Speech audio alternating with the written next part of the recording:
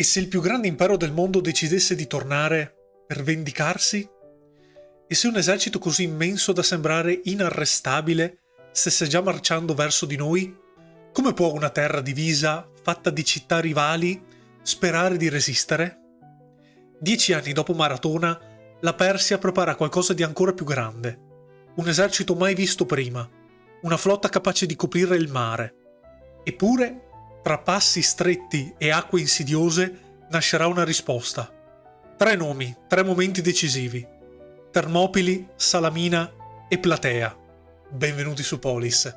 Qui ricostruiamo la storia, dal mondo antico fino alla nostra contemporaneità, un passo alla volta. Abbiamo già visto negli scorsi video, qualora ve li foste persi, come nascono le polis, l'ascesa di Sparta, Atene tra l'età arcaica e l'età classica e la vittoria di Maratona. Oggi arriviamo al momento più celebre delle guerre persiane, quando il mondo greco affrontò la sua sfida più dura, Termopili, Salamina e Platea, la fine delle invasioni persiane.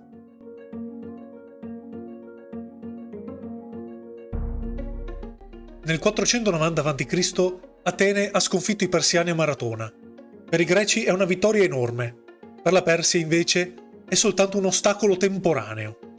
Il re Dario inizia subito a preparare una nuova spedizione, più grande, più organizzata, ma soprattutto definitiva. Ma il destino cambia i piani. Nell'impero scoppiano rivolte interne, poi Dario muore. Il trono passa a suo figlio, Serse I. E Serse non eredita soltanto un impero, eredita un conto aperto con la Grecia. Serse non ha fretta, ma ha un obiettivo chiarissimo: dimostrare che nessuno può sfidare la Persia e restare impunito. Per questo la preparazione della nuova campagna è lenta, meticolosa e gigantesca. Per anni l'impero si mobilita. Dalle regioni più lontane arrivano soldati di ogni tipo: arcieri, fanti, cavalieri, contingenti provenienti da decine di popoli diversi. Si costruiscono flotte imponenti. Si accumulano scorte di cibo, armi e materiali. Vengono progettate opere mai viste prima. Ponti di barche per attraversare il mare. Canali per facilitare il passaggio delle navi. Strade per sostenere l'avanzata dell'esercito. Questa non è più una spedizione punitiva. Non è una semplice risposta a Maratona. È un'invasione pianificata nei minimi dettagli. Un'operazione pensata per travolgere la Grecia e cancellarne per sempre la resistenza. Il problema dei greci resta lo stesso di sempre. Le polis non sono uno stato unico. Atene e Sparta diffidano tra loro. Molte città pensano prima a salvarsi da sole. Alcune scelgono persino di schierarsi con la Persia. Eppure, il pericolo è troppo grande per essere ignorato. Nel 481 a.C. diverse polis si incontrarono e formarono una fragile alleanza difensiva. Sparta guiderà l'esercito di terra. Atene diventerà il cuore della resistenza navale. È una cooperazione piena di tensioni. Ma senza questa molto probabilmente la Grecia sarebbe caduta. Le decisioni non sono semplici. Ogni polis deve scegliere se combattere, negoziare o sottomettersi. Alcune inviano terra e acqua, simbolo di sottomissione al re persiano. Altre esitano fino all'ultimo, incerte su quale sia la scelta più sicura. Intanto ad Atene emerge la figura di Temistocle, politico brillante e lungimirante. Capisce che affrontare i persiani solo sulla terra sarebbe troppo rischioso. La vera partita si giocherà sul mare. Per questo convince la città a investire enormemente nella costruzione di triremi da guerra, sfruttando anche le nuove risorse d'argento delle miniere del Laurio. Ponti, cantieri, equipaggiamenti, tutto viene potenziato. Una scelta strategica, quasi controintuitiva per molti contemporanei. Ma sarà proprio questa flotta a decidere il destino della Grecia.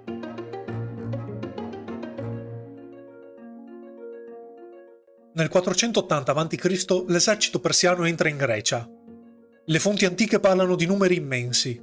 Oggi gli storici discutono sulle cifre reali, ma una cosa è certa: la forza persiana è enorme. Per rallentarla, i greci scelgono un punto preciso, le Termopili. Un passaggio stretto tra montagne e mare, uno dei pochi luoghi dove la superiorità numerica persiana può essere limitata. A guidare la difesa c'è il re spartano Leonida. Con lui ci sono Spartani, Tespiesi, Tebani e altri contingenti greci. Le Termopili non servono per vincere la guerra, ma servono per guadagnare tempo. Per 2 giorni i persiani attaccano frontalmente e vengono respinti. La falange greca nello spazio ristretto del passo resiste con disciplina impressionante. Ma poi arriva il tradimento. Un uomo del posto, Efialte, rivela ai persiani un sentiero montano che aggira le linee greche. Leonida capisce di essere circondato. Ordina a gran parte dell'esercito di ritirarsi. Resta con i suoi spartani e con altri volontari che scelgono di combattere fino alla fine. Lo scontro finale è disperato. Leonida cade. Le Termopili vengono prese. Militarmente è una sconfitta, ma simbolicamente nasce una leggenda. Eppure, quello che raccontiamo oggi non è tutta storia. L'immagine dei 300 Spartani contro il mondo è potente, ma è anche il risultato di una narrazione costruita nel tempo. A combattere alle Termopili non c'erano solo Spartani, c'erano migliaia di Greci, e soprattutto a restare fino alla fine non furono solo loro. I Tespiesi, per esempio, scelsero di non ritirarsi e morirono sul campo. Anche i Tebani, spesso dimenticati, erano presenti, seppur in condizioni diverse. La realtà è più complessa, meno epica, ma forse ancora più interessante. Non è la storia di pochi eroi isolati, è la storia di una resistenza collettiva, fatta di decisioni difficili, alleanze fragili e sacrifici condivisi. Col tempo però Sparta, con il suo prestigio militare, diventa il simbolo perfetto da ricordare. E così la memoria si semplifica, si concentra e diventa leggenda.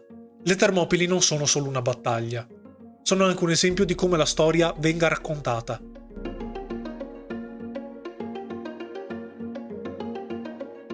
Dopo le Termopili, la strada verso l'Attica è aperta. Gli ateniesi prendono una decisione drammatica ma lucidissima. Evacuano la città.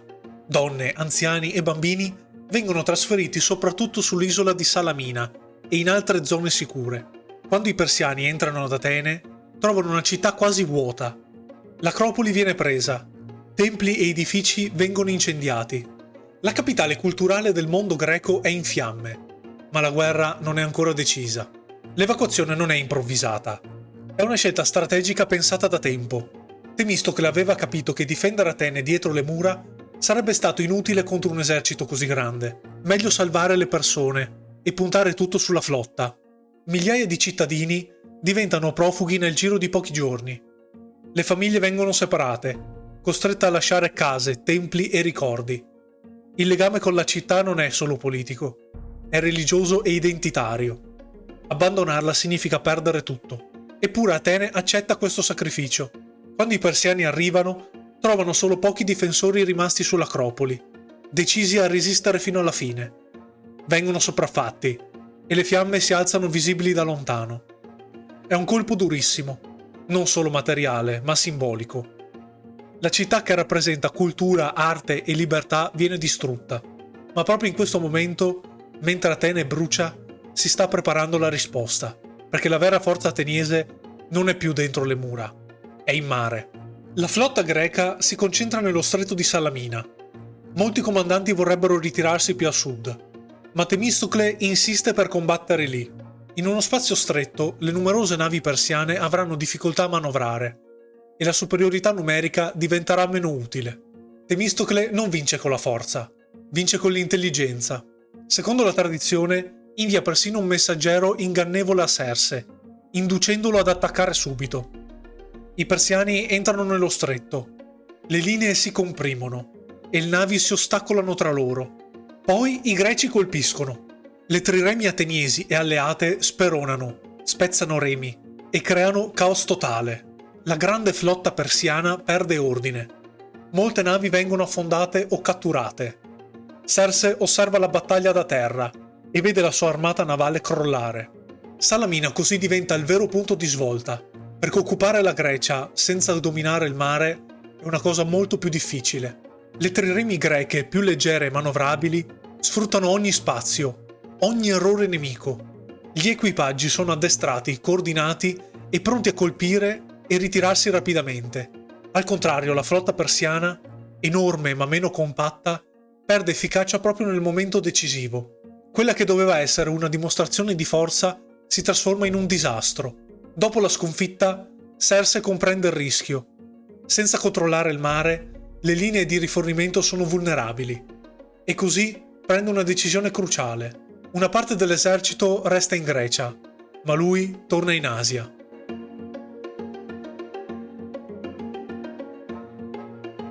Come abbiamo appena detto, dopo Salamina, Serse torna in Asia con parte delle forze. Lascia però un grande esercito in Grecia, sotto il comando di Mardonio. La guerra continua ancora un anno. Mardonio tenta una strategia diversa, non solo la forza, ma anche la diplomazia. Prova a convincere Atene a passare dalla parte persiana, offrendo autonomia e vantaggi, ma Atene rifiuta. Nel 479 a.C. lo scontro decisivo avviene a Platea, in Beozia. Le polis greche, questa volta unite in modo più compatto, affrontano l'esercito persiano in campo aperto. È una battaglia dura, confusa, combattuta con determinazione da entrambe le parti. Ma alla fine la disciplina della fanteria pesante greca prevale. Mardonio viene ucciso. L'esercito persiano si disgrega. Quasi nello stesso periodo, un'altra vittoria arriva a Micale, sulla costa asiatica. Qui le forze greche attaccano il campo persiano e distruggono ciò che resta della flotta. Le forze persiane vengono respinte. L'invasione è finita. La Persia rimane potentissima, ma il sogno di conquistare la Grecia è finito. Da questo momento l'iniziativa passa ai greci. Non si tratta più solo di difendersi, ma di contrattaccare. Le città della costa asiatica iniziano a liberarsi. Nasce una nuova fase della guerra, meno disperata e più strategica. La minaccia persiana non scompare, ma non sarà mai più così vicina a spezzare il mondo greco.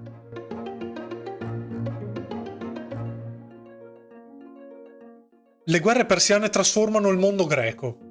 Atene emerge come potenza navale dominante. Sparta, invece, conserva il prestigio militare terrestre. L'orgoglio della vittoria alimenta cultura, politica e ambizione. È il contesto in cui nasceranno il Partenone, il teatro classico e la filosofia ateniese che abbiamo visto in qualche video precedente. Ma insieme al trionfo cresce anche la rivalità tra Atene e Sparta. Una rivalità che presto esploderà. La Grecia ha sconfitto il nemico esterno, ma ora deve combattere con se stessa. Ed è proprio qui che inizierà il prossimo capitolo. Dopo la guerra, Atene non si limita a difendersi.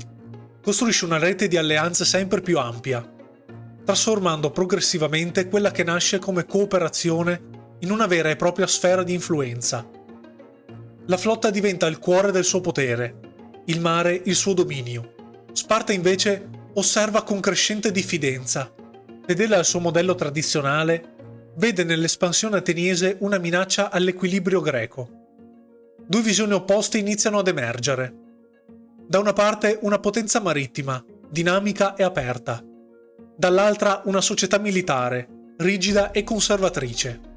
Intanto la vittoria contro la Persia rafforza un'idea destinata a durare nei secoli, che il mondo greco, seppur diviso, può resistere alle più grandi potenze, ma proprio quella fiducia sarà anche l'inizio di nuovi conflitti.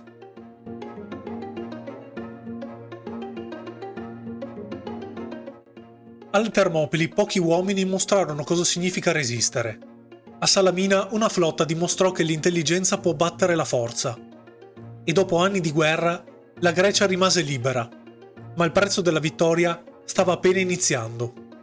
Nei prossimi episodi entreremo nel cuore dell'età classica, in particolare a Sparta, dove analizzeremo la sua società, il suo sistema di governo, il suo ordinamento militare e il suo ruolo nel mondo greco.